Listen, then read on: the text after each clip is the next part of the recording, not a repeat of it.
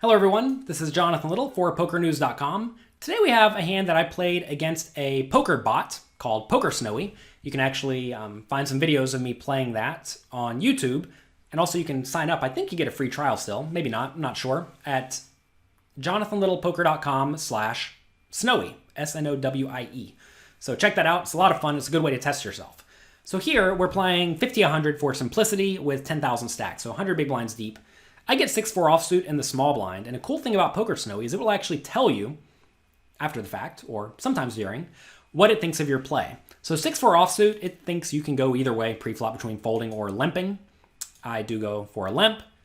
The opponent raises to 300, and in this particular game, I was working on my small blind limp re-raising strategy and generally seeing what the program thinks of it. So if you have studied with me over at pokercoaching.com, you can get your free trial there for a week. I am a pretty big fan of limp re-raising, pretty polarized from the small blind. And this is a good example of that, right? This is a hand that is not good enough to limp call or barely good enough to limp call. But I think if you re-raise quite large, it puts your opponent in a pretty miserable scenario, right? Like imagine you're sitting here, you decide to raise with queen 9 or king jack or ace 8, and now your opponent limp re-raises to 1100. It puts you in a pretty rough spot. I actually think, looking at this, I should probably be limp re-raising even more, even to a larger amount, because that'll put the opponent in even a worse spot. And obviously I'm balancing this by limping with all of my nut hands, like aces and kings and queens, and I'm limp re-raising those as well. So it's not like I just have all garbage in my range.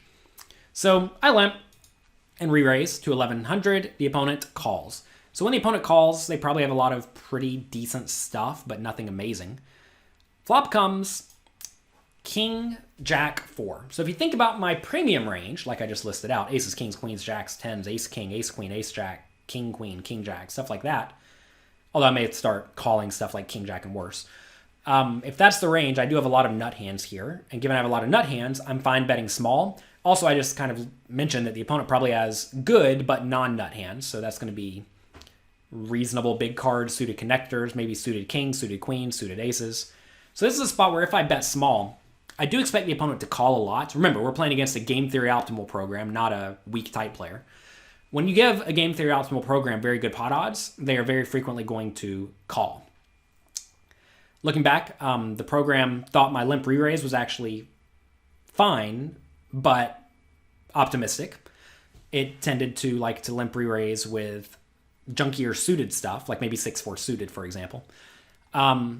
Anyway, flop bet. It's fine with the flop bet because it thinks I have a range advantage. So I like this. This seems good.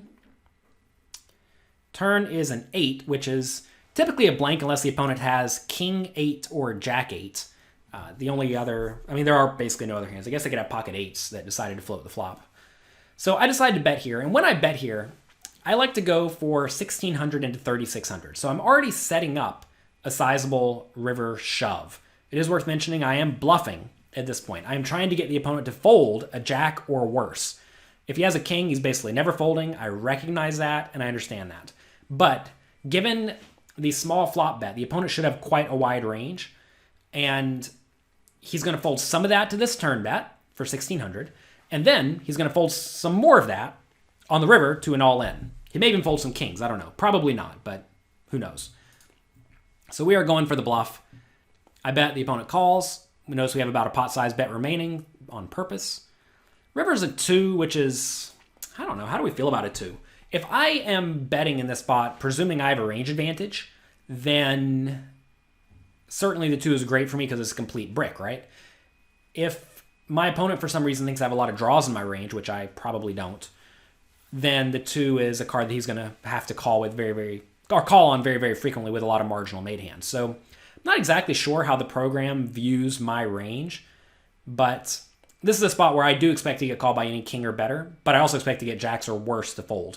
And that's just because I would play king, queen, and better in exactly this way.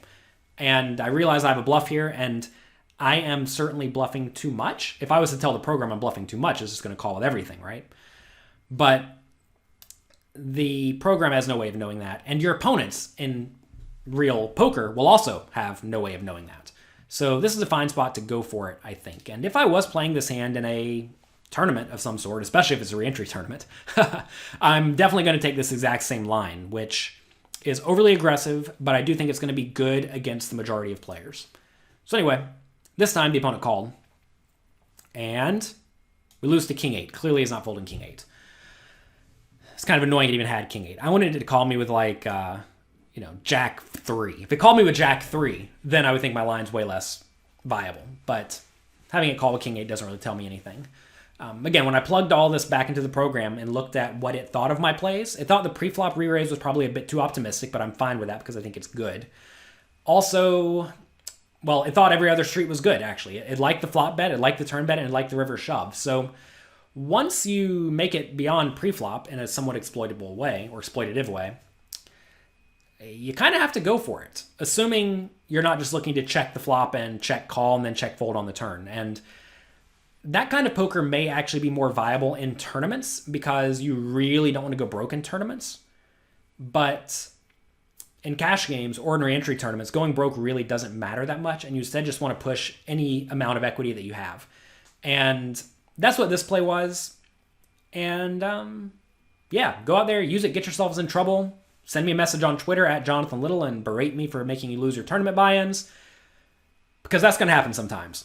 Other times, though, your limp re-raise is just going to pick it up pre-flop, and your flop bet's just going to pick it up, and your turn bet's going to pick it up, and your river jam's going to pick it up. But sometimes they're going to have king 8, and you're going to lose. So that's going to be it for this hand. Thank you all very much for watching. Make sure you sign up for your free trial over at pokercoaching.com, and I'll talk to you next week.